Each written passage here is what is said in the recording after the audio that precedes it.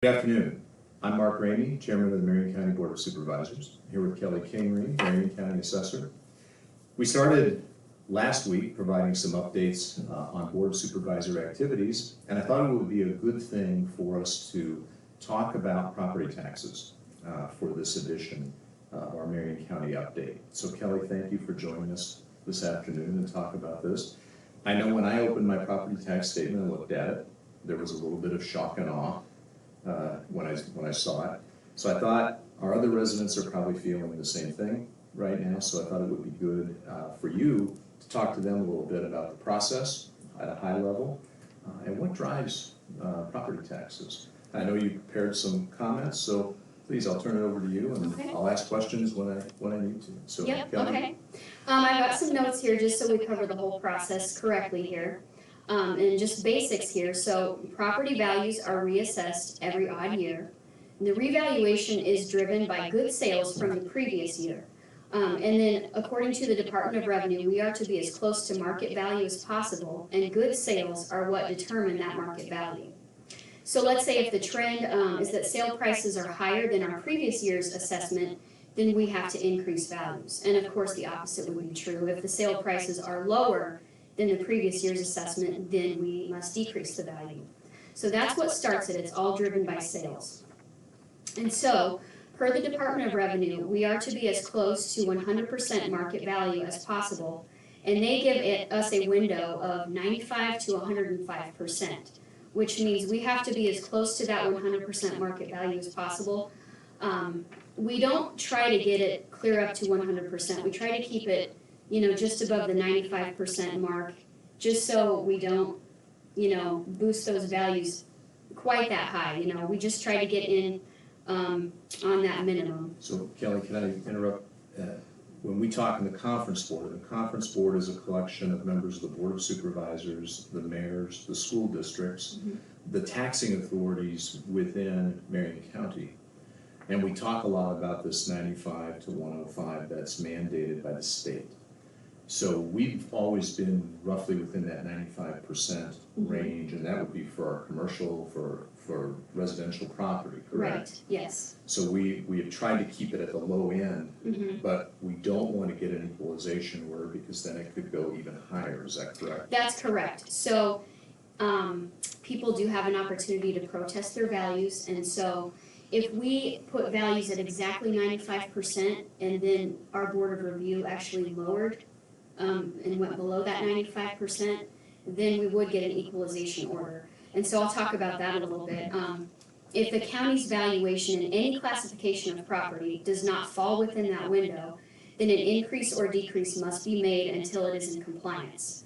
If our office fails to make those necessary changes, then the Department of Revenue will apply to the entire county that equalization order and bring it all the way up to 100. So it's not just above that 95% threshold anymore. They bring it all the way up to 100%. Okay. If that happens. So that means for us, if that were to happen this year, let's say we were below, the next time someone gets their property tax statement, it will be even larger than this because of the state mandate, correct? Right. Okay. Yep. So in Iowa, our property valuations are done in mass appraisal. That means we do it en masse because it's impossible for the two of us in the office to visit every single property every 2 years. So, if an individual property does need to be inspected or reviewed because of, let's say, a condition change or a building had been taken down, something like that, then it is also our job to make those reductions in value. But we can only be aware of those changes if the property owner notifies us of that. So we really do encourage folks to do this anytime throughout the year. So hopefully we can make those corrections before assessment notices would even come out. And so like I said, we send assessment notices out to everyone every odd year. And as I said, the odd years are when countywide revaluations are done. The only way that a property value could change in an even year is if somebody had new construction or a building was taken down, something like that. So only those individually changed properties would get an assessment notice on the even years. Otherwise, you're not going to see one in the even year. Assessment notices are required to be sent out by April 1st. And if a property owner believes that their value is not current market value for some reason, then at that time, they can protest with our local Board of Review between April 2nd and April 30th. And then our Board of Review will ask for proof of why they believe it's not market value, and then make their decision based on what they hear in that protest time. So Kelly, for those assessment notices, very important, don't throw those away, don't ignore them. Right. Look at those values, because values in Marion County are increasing, right? They have been. Sales have been on the rise. People are paying more for properties than what we've previously had them assessed at. And the trend has still been, higher and higher. So we haven't seen that even out just yet. So we've still got, a few more months left in the year to see what happens with sales. But all of the sales from this year will base our 2020 valuations. So very important when you receive your assessment notices, look at those notices, and then within the time period that Kelly just stated, make sure to talk with the assessor's office if you have any questions on the increase in that assessed value. We will be doing some things from a Marion County government perspective. Kelly, we've talked about providing extra notice. We will be putting flyers out there. We'll be talking to you via our YouTube channel. Trying to make sure everybody is aware of that time period. I know it's hard to remember all the details of everything we put out as a government entity. Right. So, anyway, go ahead, Kelly. Okay, just a couple more things. Once we get all of our county totals done, the county total assessments are sent to the Department of Revenue by July 1st. If the totals are in compliance and no equalization order will have to be applied, which is what we want. This is basically the end of the assessment cycle as far as the assessor's office is involved. From there, then the county, city, and school budgets are set based on all the available taxable valuation. So 18 months after assessments are set, the taxes come due. It's quite a long process.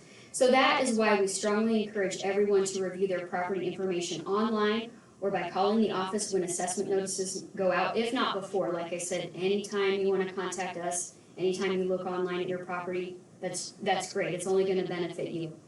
And so that's why we always include with assessment notices the instructions on how to file that protest if that's what you choose to do.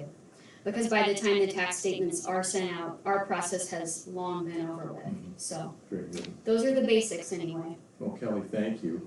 I think another important takeaway here that you just said, I think it's very, very important, and I'm glad you said it, is that the assessments that you're seeing right now and the tax statements that you receive will factor into the budget process for the Board of Supervisors, for the different city entities, school districts at the next budget cycle.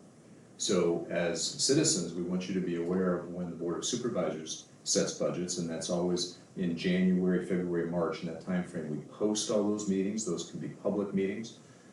So we encourage you to be engaged with us during that period of time. We will see then what the revenue is like. We want to spend your tax money wisely and in areas that we can reduce. We want to reduce that tax burden. So we'll be looking at the impact of this in that window. And then as will your cities and the school districts, because there are different entities that are impacted by these assessments, correct? Right. Yeah. And we probably got a few more in there too as well. Lots of different taxing entities, but those are the big ones, yeah. Okay. So next week, when we do another update, I'll probably have Jake Randia here to talk about levy rates, which are another component of our taxing process and feed into what Kelly just described. But we want to thank you for your time. Thank you again for all that you do as residents of Marion County. If you have any questions, contact Kelly at the Assessor's Office, contact the Board of Supervisors. Thank you. Have a great afternoon.